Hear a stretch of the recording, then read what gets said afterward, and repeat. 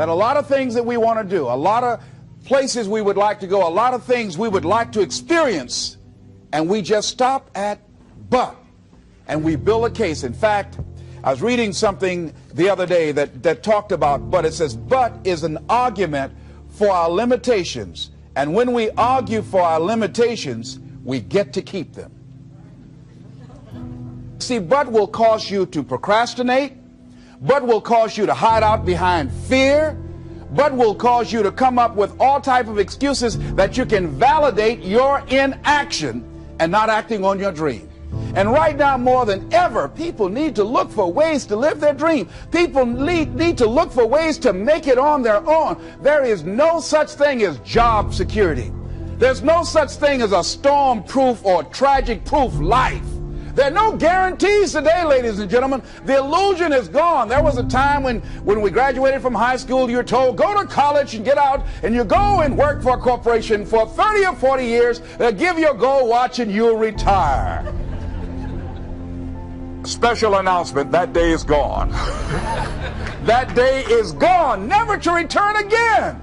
So instead of people living in fear, feeling stressed out, feeling powerless, feeling like victims, I think it should be a time that we need to begin to look at ways that we can become an active force in our own lives. Look at ways when we can decide to take charge of our own destiny. Look at ways when we can decide to design a life of substance and begin to truly live our dreams.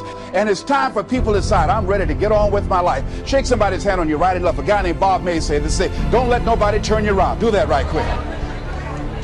Now, you know, a lot of people say, I'm going to live my life one day when things get right, when I get all my bills paid, when I get my feet on the ground. I say, what have you been walking on? See, there are no problem-free moments. A guy named Dimples had a record one time called If It Ain't One Thing, It's Another. And I say, if it ain't one thing, it's 12 others. Always something there to build a case on why you can't move on, why you can't grow to the next level, why you can't begin to manifest your greatness, why you can't begin to live life on your terms. Always something there to block you, to keep you where you are, and keep you from beginning to develop your true greatness. Always some fear. How do we handle it? And I'm saying that if you've been hiding out behind but, if you've been using the fact that you don't have enough money or you don't have the education, take it head on. Go get the education. I was saying to a guy the other day who was saying, I said, how old are you? He says, 47 years old. I said, your sister tell me that you can't read. He said, that's right.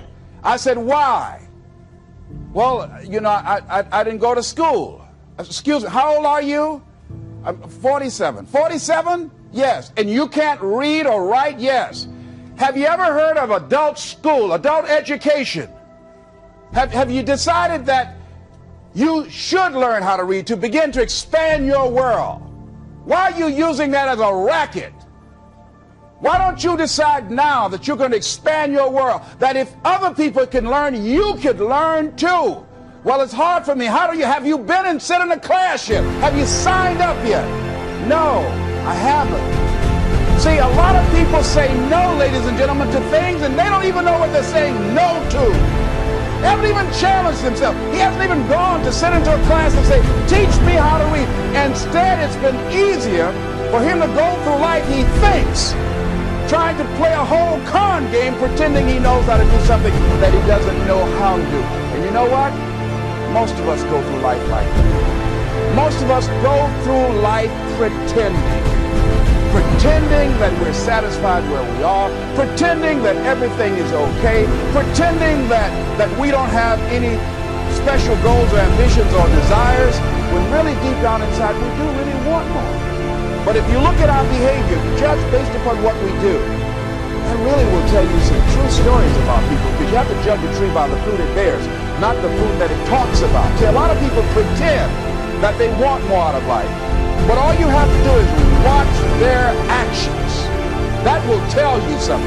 So I used to pretend that I wanted to lose weight, but how could you tell I was pretending? Watch me when I have a piece of sweet potato pie. Let me get within walking distance of some peanuts, some potato chips. See, I was pretending that I really wanted to lose weight. No, you just watch what I eat. I'll tell you what I'm seriously committed to. People tell you, oh yeah, one day I want to have a restaurant. See, they're pretending they want to go into business for themselves. They're not serious. How can you tell, Les? Watch their actions. Watch what they're doing. The proof is in the pudding. So if you want to do something, if you thought about something you want to do, take it head on. Decide that you're going to start looking at it, start doing research on it, start tackling